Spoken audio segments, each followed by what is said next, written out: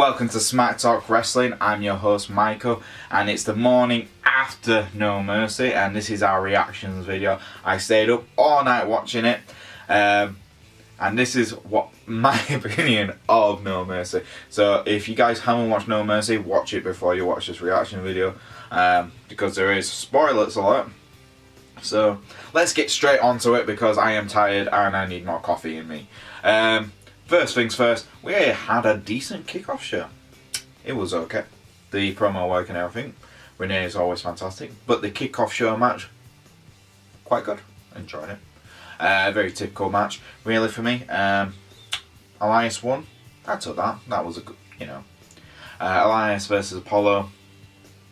There's no story. There's no momentum really going into it, so we didn't really need to care about it. But Elias got the win. Gives him a little bit of something. Apollo doesn't need the wins because he has no character right now. So, yeah, it's the perfect kickoff show type of match. Yeah. So let's start off with the actual show itself. We had the IC title with The Miz, accompanied by The Miztourage, take on Jason Jordan. Brilliant. Brilliant match. Absolutely brilliant. Mainly because the crowd was fantastic. Thank you, LA. You made that match amazing. Actually, LA was fantastic. The crowds there just absolutely having it seemed like they had a time of their lives at that pay-per-view. They definitely made it more entertaining for us watching it here. But yeah, it was fun.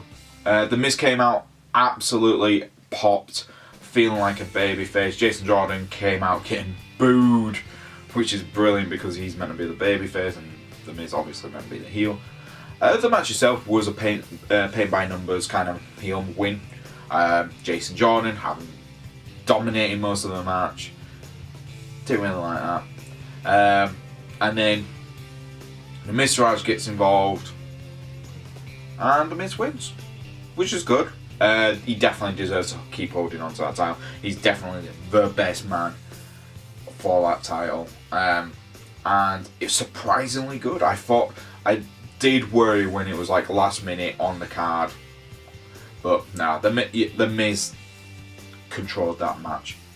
Then next up we had Bray Wyatt take on Finn Balor, a man versus man match. Fantastic. I love watching Bray Wyatt's entrance. The crowd was singing his entrance music. Always fun. Then you had Finn Balor come out, and when he was getting into his little routine, which he does when he's entering the ring, Bray Wyatt attacked him. Always fun. A classic type of match. This was one of those matches I was really not looking forward to. Turned out to be one of the better matches of the night. Finn getting attacked from behind, beating the crap out of Bray, getting carried away up to the top of the ramp. Bray's mocking him for being so weak. Finn comes back, goes through, he's still holding his chest, he's injured, blah blah blah.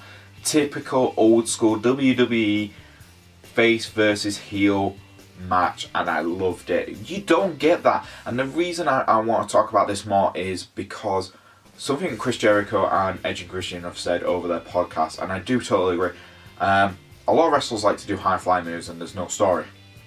This had high fly moves, and it had they were telling a story as well. And that's something people miss. I miss that. I miss that a lot of matches have a story. They can tell a story in the ring, not just with the promos, but in the ring itself. And Bray Wyatt and Finn Balor did that, and they were so good at that.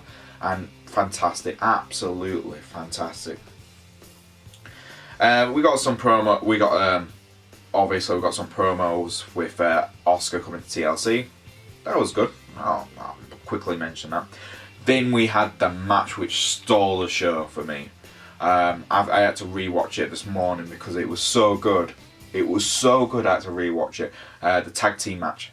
Ambrose and Rollins take on Cesaro and Sheamus. Brilliant. Absolutely. They've been brilliant building up to this pay-per-view, but they stole the show. They were the best match of the night. Literally felt old school, again, an old school kind of feel to it. Cesaro and Sheamus using brilliant heel tactics. to keep Ambrose and Rollins away from each other. The faces had to do everything in their power to try and tag in and out. Couldn't do it half the time. Rollins was in the match quite often. Ambrose on the side getting beaten up. Always good to see, because it's old school kind of tactics like that you don't see often in the modern day WWE. So it was fantastic to watch. And then they only lost because of a mishap with Sheamus kicking Cesaro in the face with a bro kick, and Ambrose and Seth getting the win with that. It was brilliant. I loved it. I thought it worked well for the type of. I'm also going to mention, oh my god, I'm going to try and get a picture of this, but Cesaro's freaking front teeth are gone. Talk about dedication. I would have been like, yeah, let's end this match. But no, the guy is he's the strongest man alive. He is the hardest man alive. If he can continue a match with 2 of his teeth shattered in his face, the guy is a legend. That definitely felt like a... it's gonna feel like... It just felt like that was the WrestleMania type of match for me.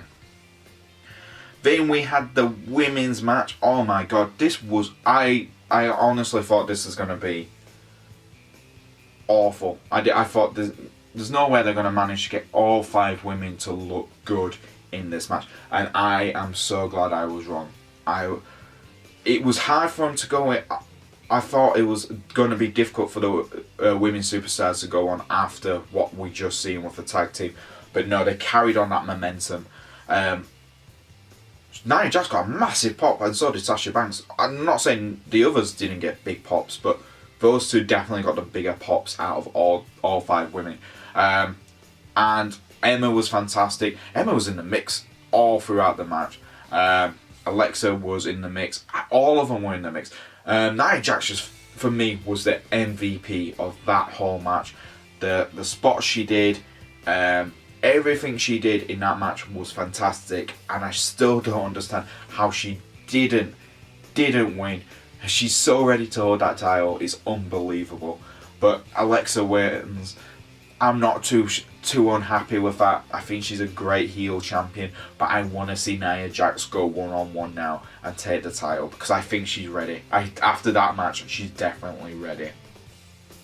Then we had the John Cena take on Roman Reigns match. Now, this was the match I was most looking forward to before the pay-per-view, and it was the match which it's the 2 matches before just did so well, and this one started off so weird.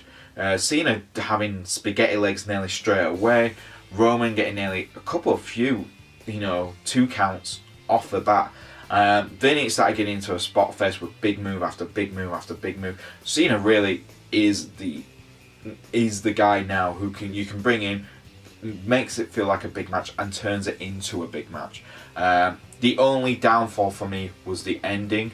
I actually feel like Superman punching a spear and getting a 1-2-3. I was like, this is too quick. It was too much. It wasn't. Obviously, the match wasn't too quick. It had quite a lengthy match, but for me, the ending wasn't right. I think there was something missing. I just said it straight away. There's something missing here. Someone like Samoa Joe or someone should have come in and attacked him. I felt that would have been a better ending, and it made both guys feel strong. Now we know that Roman is the top guy, and I didn't like the whole lifting his arm, going, yes, this guy has now won.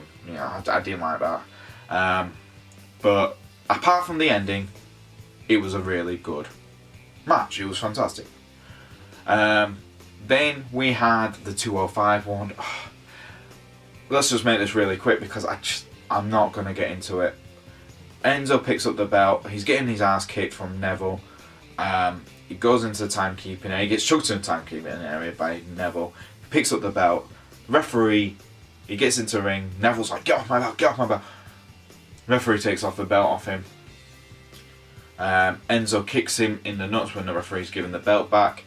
Quick pin, 1, 2, 3. There you go. It was a length. It was about 5-10 minute match. Boring. Enzo's now Cruiserweight champion. First thing I said straight away was they need to reboot the Cruiserweight division. Because the crowd was dead at this point. You had 3 great matches after each other, apart from the ending of a lot of fans were booing after that one, after the Cena Roman match. But you had the 205 one, and the crowd was just dead, and they were shouting, but boring. Neville's never boring.